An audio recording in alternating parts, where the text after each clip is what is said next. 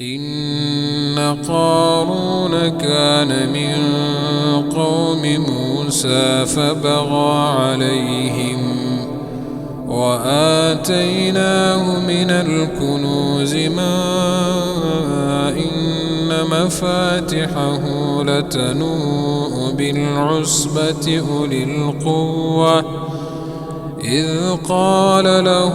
قومه لا تفرح إن الله لا يحب الفرحين وابتغ فيما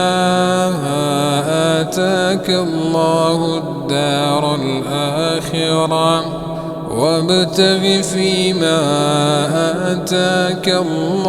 الدار الآخرة ولا تنس نصيبك من الدنيا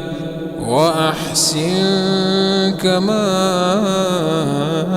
أحسن الله إليك ولا تبغ الفساد في الأرض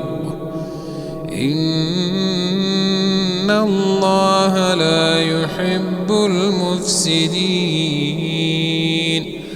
قال إنما أوتيته على علم عندي أولم يعلم أن الله قد أهلك من قبله من القرون من هو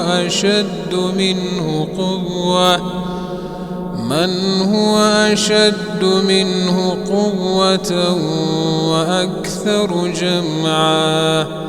ولا يسأل عن ذنوبهم المجرمون فخرج على قومه في زينته قال الذين يريدون الحياة الدنيا يا ليت لنا مثل ما أوتي قارون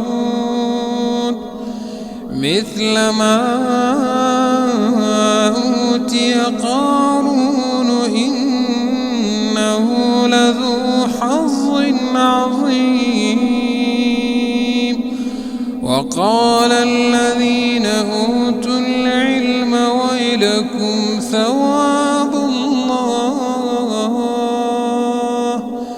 وقال الذين أوتوا العلم ويلكم ثواب الله خير لمن آمن وعمل صالحا ولا